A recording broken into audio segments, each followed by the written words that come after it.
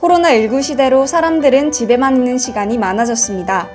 또한 경제적인 피해도 입은 사람들이 있는 상황에서 코로나 블루, 즉 코로나 우울을 겪은 사람들이 많아졌습니다.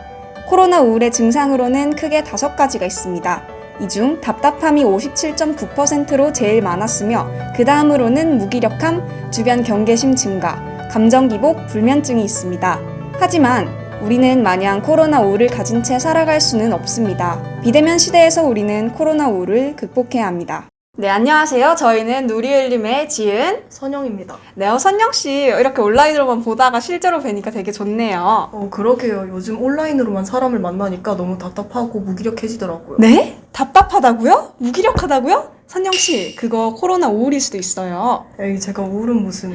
아니에요. 무기력함, 답답함, 불면증. 이게 코로나 우울의 증상 중 하나라고요. 그래도 저 굉장히 활기차요. 요즘 젊은 층에서도 코로나 우울이 심화되고 있어요.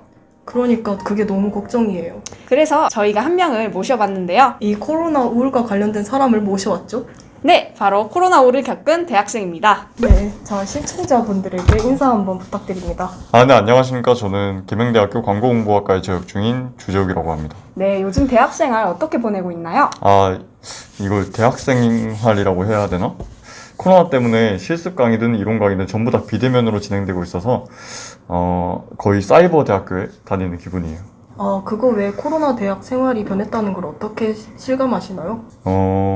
코로나 이전에는 팀 과제를 하기 위해서 팀원들과 자연스럽게 학교든 스터디 카페든 그런 데서 모여서 과제를 했었는데 지금은 온라인에서 회의하는 등 너무 비대면 활동을 더 자주 하게 되는 것 같아요. 그리고 팀 과제를 할 때 보통 팀원이 6명에서 7명 정도 되잖아요. 그런데 지금 또 5인 이상 집합 금지에 걸려 있어서 비대면으로 활동하는 게 더 많아진 경우가 있는 것 같아요. 그러면 혹시 어떤 점이 가장 힘들었나요? 아무래도 코로나로 인해서 야외 활동을 못하니까 우울하고 기분도 너무 축축 처지더라고요. 그래서 아무리 카톡이나 전화나 SNS로 친구들과 이렇게 만난다고 해도 옛날처럼 카페 가서 밥도 먹고 노는 것만큼 즐거움을 못 주니까 더 우울해지는 것 같았어요. 네, 그게 바로 코로나 우울증이라는 증상인데요. 사실 지난해에만 우울증 환자가 100만 명이 넘었어요. 혹시 이 코로나 우울증에 대해 알고 있나요? 많이 들어봤죠. 근데 한 1년 정도 그렇게 지내고 나니까 이제 당연한 말이 됐어요. 그래서 원래 집에만 있는 타입이긴 한데 제약이 있다 보니까 더 억압되는 느낌? 네, 그래서 너무 답답했고 그래서 왠지 모르게 더 우울해졌어요. 그러면 그 우울함 어떻게 극복을 했나요? 좀 틀에 박힌 말일 수도 있는데 저에겐 규칙적인 생활 패턴을 유지하는 게 조금 더 도움이 됐어요. 외부 활동에 제한이 생겼잖아요. 그래서 의도치 않게 집에만 있는 일들이 늘어나면서 이제 자연스럽게 생활 패턴이 망가지니까 이제 무기력과 우울증이 너무 심해져가지고 이제 자연스럽게 저를 위해서라도 규칙적으로 생활하는 게 진짜 중요하다고 생각했어요. 제가 자취를 하거든요. 자취를 하는데 혼자 있는 시간이 너무 길어지니까 생각이 꼬리에 꼬리를 물어서 점점 안 좋은 쪽으로 이제 진행이 되더라고요. 그래서 어떻게든 이 생각을 좀 벗어나야겠다 생각을 해서 화상통화 앱을 통해서 이제 가족들이나 친구들이나 이제 이렇게 얘기를 하다 보니까 이제 생각을 이제 좀 거기 우울한 생각에서 좀 벗어나기 시작했어요. 그럼 코로나 우울 극복 관련 교육부 프로젝트를 알고 있나요? 교육부 프로젝트요? 잘 모르겠는데 코로나 우울 극복 관련해서 여러 가지 이야기가 있긴 한 것 같은데 정확하게는 잘 모르겠어요. 네, 그러면 저희가 또 알려드려야죠.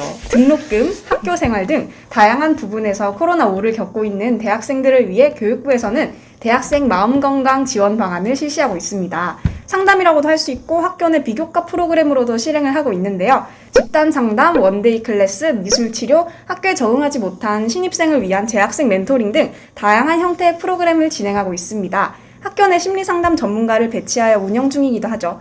MC 선양 씨가 본교 대학생 마음건강 지원 프로그램 중 하나에 직접 참여를 했다고 하는데 선양 MC의 경험을 들어보도록 할까요? 네, 그렇죠. 네, 저는 저희과 학회의 새내기가 대학교에 적응할 수 있도록 멘토링을 참여를 했습니다.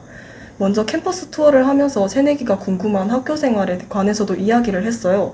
또한 중간고사 그 기간 공부할 때는 어떻게 공부를 하면 좋을지에 대해서도 함께 고민을 했습니다. 이렇게 멘토링을 진행하면서 새내기 친구들도 학교 생활에 대한 걱정을 돌고 학교에 잘 적응할 수 있는 모습을 보이기도 했고요.